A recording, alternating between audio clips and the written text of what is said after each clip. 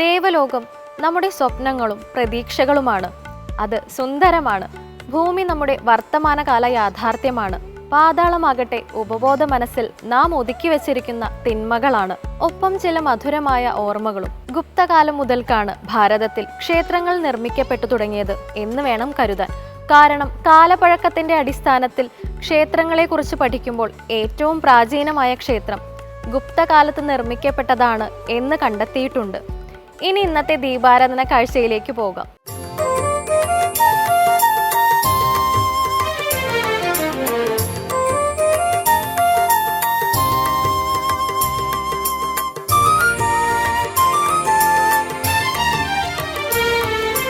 കാളിദാസഹൃദയത്തിൽ കാവ്യാംഗനയായി കുടിയിരുന്ന് കാളി മഹാകാളി തിരുനാമം പാടുമീ ദാസന്റെ നാവിതിൽ വിരിയണമേ, അമൃതാക്ഷരപ്പൂവായി വിരിയണമേ. ഓർമ്മകളുടെ ഉത്സവങ്ങളിലേക്കും സ്വപ്നങ്ങളുടെ കേദാരങ്ങളിലേക്കും ഭക്തിയുടെ ദ്വാപരങ്ങളിലേക്കുമുള്ള മഹത്തായ യാത്രകളിലൊന്നാണ് മുതുകുളം ഗ്രാമത്തിലേക്കുള്ള യാത്ര. കാളി മഹാകാളി തിരുനാമം പാടുമീ ദാസന്റെ നാവിതിൽ വിരിയണമേ, അമൃതാക്ഷരപ്പൂവായി വിരിയണമേ. കാളിദാസ ഹൃദയത്തിൽ. ഓരോ ഗ്രാമങ്ങളും സ്നേഹത്തിൻ്റെ ഒരു കൊച്ചു ദ്വീപ് പോലെയാണ്. അത്യപൂർവമായ വൃക്ഷലതാദികളും ആർദ്രമായ ഭൂപ്രകൃതിയുമൊക്കെ ഈ ഗ്രാമത്തിനു ചാരുതയേകുമ്പോൾ ഈ ദേശത്തിൻ്റെ പരദേവതയായ പാണ്ഡവർക്കാവ് ദേവി ഗ്രാമത്തിൻ്റെ നിത്യചൈതന്യമായി വിളങ്ങുന്നു. പാണ്ഡവർക്കാവ് എന്ന പേര് സൂചിപ്പിക്കുന്നതുപോലെ തന്നെ മഹാഭാരത കഥയിലെ പഞ്ചപാണ്ഡവന്മാരുടെ പാദസ്പർശമേറ്റ ഭൂമിയാണിതെന്ന വിശ്വാസം ക്ഷേത്ര ചരിത്രത്തെ ദ്വാപരയുഗത്തിലേക്ക് കൂട്ടിക്കൊണ്ടുപോകുന്നു. കഥനവാൽമീകത്തിൽ തപസിരിപ്പൂ നിൻ കനിവിന്റെ മാലിനി. ഈ പ്രപഞ്ചത്തിലെ മനുഷ്യരാശിയുടെ സർവ്വകഥകളും നിറഞ്ഞു നിൽക്കുന്ന മഹത്തായ ഇതിഹാസമാണല്ലോ മഹാഭാരത കഥ.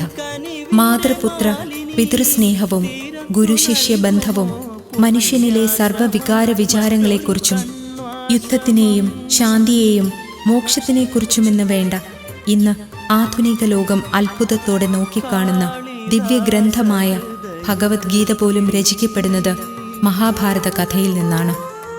ആർഷഭാരതം ലോകത്തിന് സമർപ്പിച്ച മഹത്തായ ഗ്രന്ഥങ്ങളിലൊന്നാണ് ഭഗവത്ഗീത.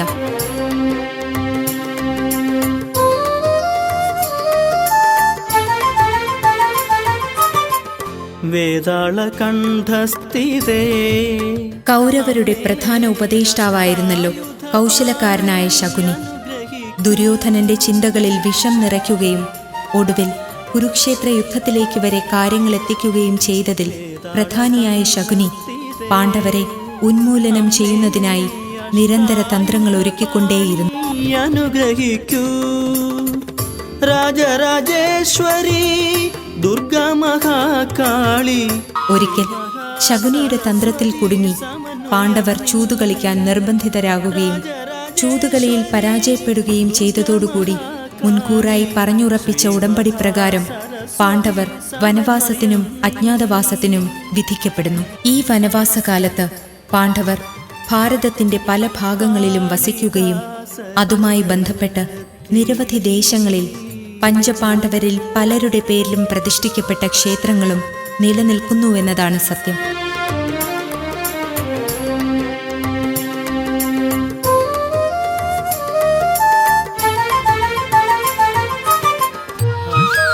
മഹാഭാരതത്തിലെ സംഭവ ബഹുലമായ പല കഥകളും നടക്കുന്നത് വടക്കേ ഇന്ത്യൻ പ്രദേശങ്ങളിൽ വച്ചായിരുന്നു എന്ന് പറയപ്പെടുമ്പോഴും തെക്കേ ഇന്ത്യയിലെ പല പ്രദേശങ്ങളിലൂടെയും വനവാസകാലത്ത് പഞ്ചപാണ്ഡവർ സഞ്ചരിക്കുകയും നിരവധി പ്രദേശങ്ങളിൽ താമസിക്കുകയും ചെയ്തിരുന്നു എന്നതിന് വ്യക്തമായ തെളിവുകളുണ്ട്. സത്വഗുണനിധി നീയമ്മേ. സാക്ഷാൽ ശ്രീകൃഷ്ണ ഭഗവാൻ പോലും കേരളത്തിന്റെ മണ്ണിലൂടെ പാണ്ഡവന്മാരുമായി യാത്ര ചെയ്തതുമായി ബന്ധപ്പെട്ട് വിശ്വസനീയമായ കഥകൾ നിലനിൽക്കുന്നുണ്ട്. ഈ ജന്മസായുജ്യം നേടുവാൻ നിൻ പുണ്യ ദർശനം. ദ്വാപരയുഗ കാലത്ത് ഓണാട്ടുകരയുടെ പ്രധാന ഭാഗങ്ങളായ ഹരിപ്പാട് മുതൽ കായംകുളം വരെയുള്ള പ്രദേശങ്ങൾ നിറയെ മഹാവനമായ ഖാണ്ഡവ വനമായിരുന്നു. ചരിത്രങ്ങളിൽ നിറഞ്ഞു നിൽക്കുന്ന ഖാണ്ഡവ വന ദഹന കഥയുമായി ബന്ധപ്പെട്ട ഐതിഹ്യം നിലനിൽക്കുന്ന ക്ഷേത്രങ്ങളാണ് മുതുകുളത്തിന്റെ സമീപ പ്രദേശങ്ങളായ ഏരുവ, ഏവൂർ, പത്തിയൂർ, കണ്ണുമംഗലം, മണ്ണാറശാല എന്നീ ക്ഷേത്രങ്ങൾ. കാവ്യാംഗനയായി കുടിയിരുന്ന് വനവാസകാലത്ത് പാണ്ഡവർ മുതുകുളം ദേശത്ത് വാസമുറപ്പിച്ചിരുന്നു എന്നതിന് തെളിവുകളുണ്ടെന്ന് പറയപ്പെടുന്നു. ഖാണ്ഡവദഹന കഥ അതിലൊന്നാണ്. പാണ്ഡവ മാതാവായ കുന്തിദേവിയെ കുറച്ചു നാളത്തേക്ക് വസിപ്പിക്കുവാനായുള്ള ഇടം തിരക്കി കാണ്ഡവ വനത്തിലൂടെ നടക്കുന്ന ഭീമസേനൻ മുതുകുളത്തെത്തുകയും അവിടെയുള്ള ഒരു കുശവ കുടിലിനു മുന്നിലെത്തി തൻ്റെ ആവശ്യം അറിയിക്കുകയും ചെയ്തു. അക്കാലത്ത് വളരെയധികം ഗുണമേന്മയുള്ള കളിമണ്ണ് ധാരാളമായുള്ള ദേശമായിരുന്നു മുതുകുളം. ഭീമസേനൻ കുശവ കുടിലുകളിൽ ഒന്നിൽ തന്നെ കുന്തിദേവിയെ താമസിപ്പിക്കുവാനുള്ള ഇടം കണ്ടെത്തുകയും തുടർന്ന് ചുറ്റുമുള്ള 5 കാവുകളിലായി പാണ്ഡവർ 5 പേരും താമസിക്കാനും തുടങ്ങി. ഈ 5 കാവുകളും ഇവിടുത്തെ 5 കരകളിൽ ഉൾപ്പെട്ടതായിരുന്നു. അങ്ങനെയാണ് ഈ പ്രദേശത്തിന് പാണ്ഡവർക്കാവെന്ന പേരുണ്ടാകുന്നത്. പാണ്ഡവർ സഞ്ചരിക്കുന്ന ഇടങ്ങളിലൊക്കെ തന്നെ അവരുടെ ആരാധനാമൂർത്തിയായ സാളഗ്രാമ വിഗ്രഹവും കൂടെ കൊണ്ടുപോകുമായിരുന്നു. അക്കാലത്ത് പാണ്ഡവർ തങ്ങളുടെ സാളഗ്രാമ വിഗ്രഹം ഈ മണ്ണിലും വച്ച് പൂജിച്ചിരുന്നു. നിത്യാരാധനയ്ക്കായി ഇപ്പോൾ ക്ഷേത്രം സ്ഥിതി ചെയ്യുന്നതിന് പടിഞ്ഞാറു ഭാഗത്തുള്ള കാളിയേത്ത് വയലിൽ നിന്നും മൺപാത്ര നിർമ്മാണത്തിനുപയോഗിക്കുന്ന കളിമണ്ണുപയോഗിച്ച് ഒരു ആരാധനാബിംബം നിർമ്മിച്ച് പാണ്ഡവ മാതാവായ കുന്തിദേവി ഇവിടെ പ്രതിഷ്ഠിക്കുകയും ചെയ്തു. പ്രതിഷ്ഠാ സമയത്ത് വിഗ്രഹത്തിൽ പതിഞ്ഞ കുന്തിദേവിയുടെ വിരൽപ്പാട് ഇപ്പോഴും ഇവിടുത്തെ മൂലബിംബത്തിൽ കാണാൻ കഴിയുമെന്ന് പഴമക്കാർ പറയുന്നുണ്ട്. അഷ്ടകരങ്ങളായി ഇഷ്ടവരം തരും ചക്കുളം കാവിലേയം. അങ്ങനെ കാലാന്തരത്തിൽ മുതുകുളം ദേശക്കാർക്ക് ദ്വാപരയുഗത്തോളം പഴക്കവും സാക്ഷാൽ പഞ്ചപാണ്ഡവരുടെ ചരിത്രവുമായി ബന്ധപ്പെട്ട് പാണ്ഡവർക്കാവുന്ന ദേവീക്ഷേത്രമുണ്ടാവുകയും തലമുറകളായി തങ്ങളുടെ പരദേവതയായ ദേവി സ്നേഹാമൃതം ചുരത്തി ഈ ഗ്രാമത്തിന്റെ ചൈതന്യമായി നിലകൊള്ളുന്നുവെന്നതാണ് സത്യം. പാണ്ഡവർക്കാവിലമ്മയുടെ ഇഷ്ടവഴിപാടാണ് കദളിപ്പഴം. കദളിപ്പഴത്തിന്റെ മാഹാത്മ്യമോതുന്ന കഥകൾ ഗ്രാമത്തിൽ പ്രസിദ്ധമാണ്. എന്നും പുലർച്ചെ അഭിഷേകത്തിനു ശേഷം ഒരു കദളിപ്പഴം മുടങ്ങാതെ ദേവിക്ക് നേദിക്കുന്നുണ്ട്.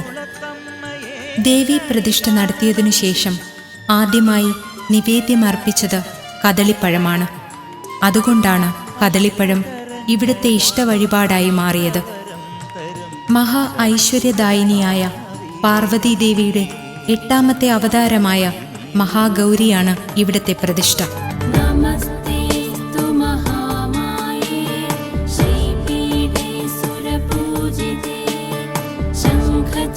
ദേവിയുടെ തിരുനാളായാണ് തൃക്കാർത്തിക അറിയപ്പെടുന്നത്. എല്ലാ ദേവീക്ഷേത്രങ്ങളിലും എന്ന പോലെ ഇവിടെയും തൃക്കാർത്തിക ആഘോഷിക്കാറുണ്ട്.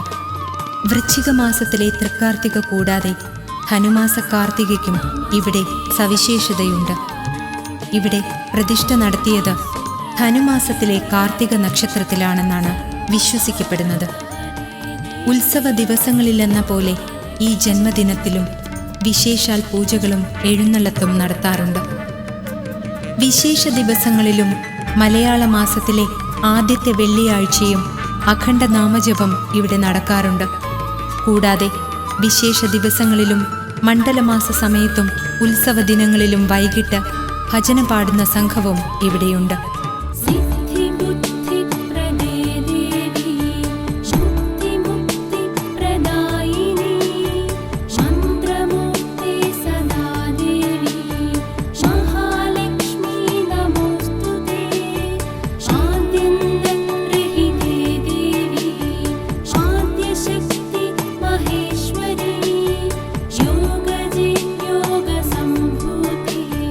महालक्ष्मी नमोस्तुते।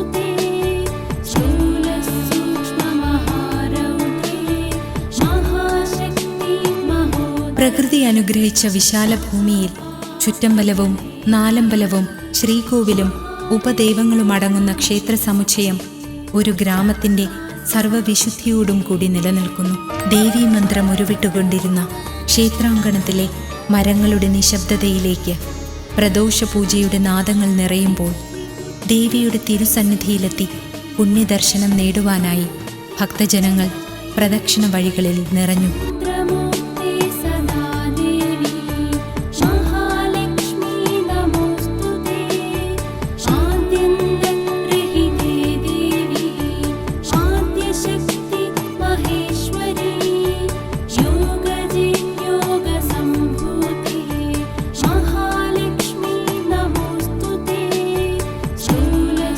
ഇനിയുള്ള ഓരോ നിമിഷങ്ങളും പ്രാർത്ഥനകളുടേതാണ്. കുന്തിദേവി കൊളുത്തിയ വിളക്കുകളുടെ തുടർച്ച പോലെ ക്ഷേത്രവിളക്കുകൾ തെളിയുന്നു.